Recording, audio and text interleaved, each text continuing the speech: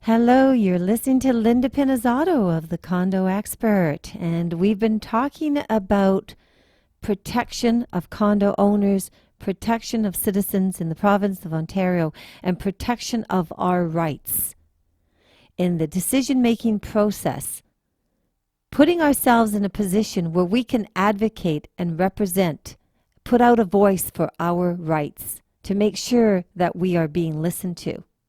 Condominium owners, the only way that you're going to have an association to represent you is going to be the Condo Owners Association.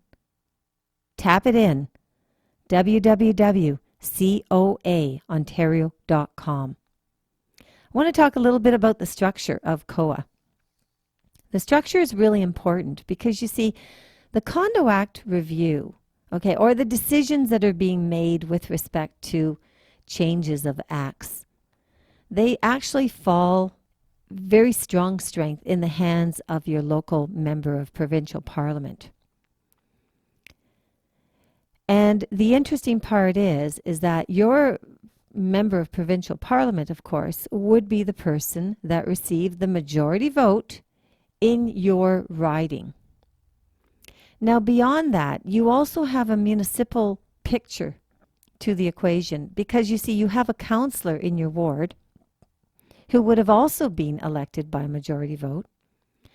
And that councillor handles the municipal issues, but the member of provincial parliament, your MPP, handles the provincial issues. The Condominium Act is a provincial issue. When the Condo Owners Association was put together, the idea was founded, the idea behind it was to create a body of communication. So, for instance, you as a condo owner, if you live in Trinity Spadina, for instance, and you need to find out about municipal issues, then you would then go to your councillor. And he would address the municipal issues. Now, that actually would be a district within the city being Toronto. So COA Toronto, the Condo Owners Association Toronto, is a division under the Condo Owners Association Ontario. So that's a division. Now, below the division, of course, you have all the different wards. So that would mean that Trinity Spadina is a ward. So Trinity Spadina is a ward, which is a district within the city of Toronto. The reason it was set up that way is to create a mechanism of communication, because the only way that condo owners are going to find protection is if the Condo Owners Association has it balanced out so that we have direct communication with the various councillors relating to municipal issues within that ward and the various members of parliament regarding provincial issues within that riding. So you can imagine when you're talking about public officials who really their future and their occupation, their position is incumbent of receiving votes from the taxpayers. And those taxpayers are the condo owners. So when you go to your MPP for help because you've got a problem in your neighborhood, say you have a problem with your condominium corporation and it happens to be in that neighborhood, and you then go to your member of provincial parliament for assistance, he is one person that COA, the Condo Owners Association, within that municipality in that city can work with to come to some form of resolution and or document the problems so that when the decision-making process comes out in front of our provincial government, every MPP will have a working mechanism with the Condo Owners Association so that we have first-hand knowledge of problems that are happening within the various buildings within those different ridings. You as a condominium owner, you're not alone. Chances are, if you have a problem going on in your building, you know what? It's almost guaranteed that there's going to be other people in that same building that could potentially have problems as well. So the fact that Minister Tracy McCharles, and I have to put this in the Premier's lap too, because there's no way in the world that she does not know what's going on. And then Deputy Minister Giles Gerson, he's been involved in this right from the start. So when we're looking at the various people, Don Lenaham, who has been the person that was designated by the Public Policy Forum to be involved and actually oversee the operations and how this whole thing kind of, worked its way out. We got to sit back and ask.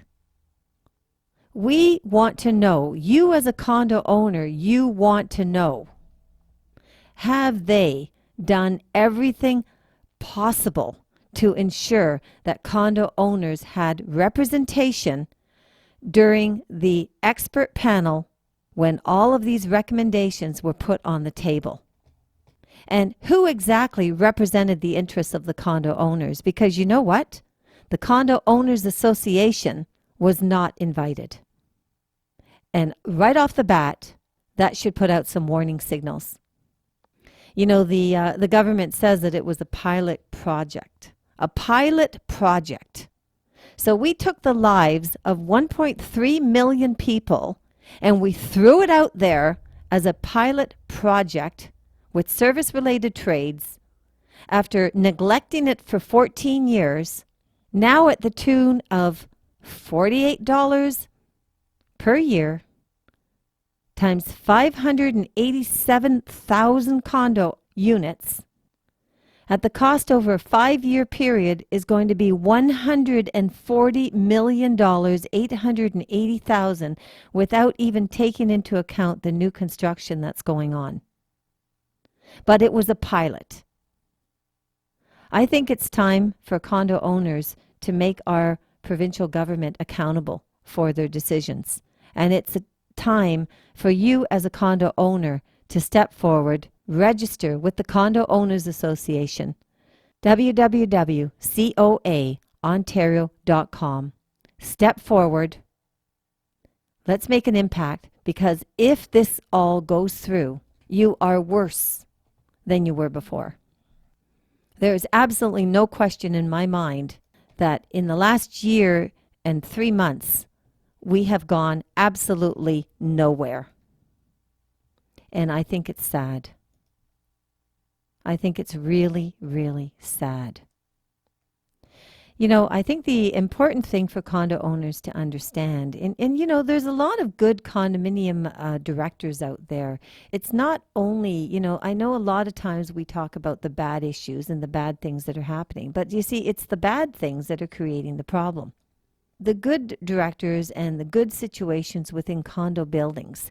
And, and I got to put it out there too, is that, when a condo board is looking to, say they're in their AGM and you're at the point now where you're going to be electing someone to be on the condominium board of directors, and they've put out a resume that really does not tell you that they know anything about condominiums, maybe you should think twice.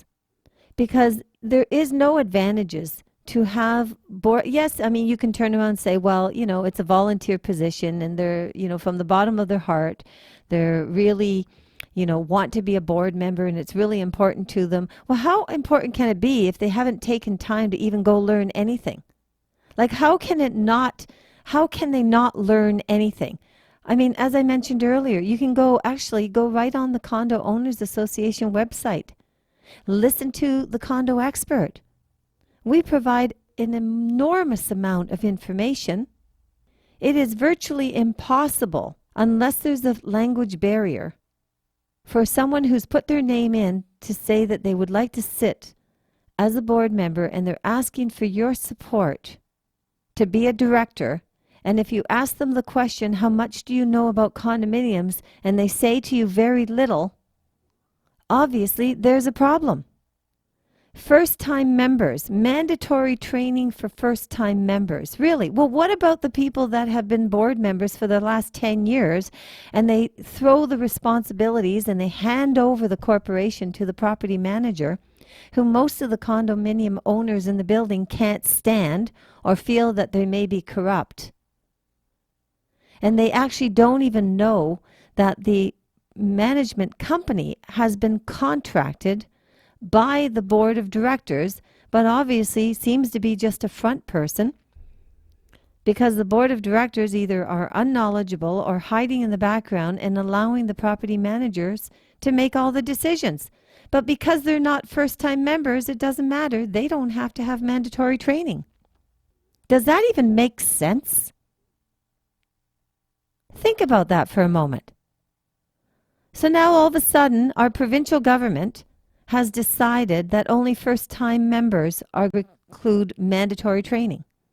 It doesn't, if we had people right now that are condominium board members, then to be quite honest with you, why do we have to build a better Condo Act if all these board of directors right now know the Condo Act, abide by the Condo Act, adhere to the Condo Act, and have knowledge about the Condo Act? Well, they don't. Because if they did, we wouldn't have a Condo Act review. Think about that. This recommendation makes absolutely no sense at all. So I think, again, this is sad. This whole procedure is downright sad. You're listening to Linda Pinizzotto at the Condo Expert. We'll be right back.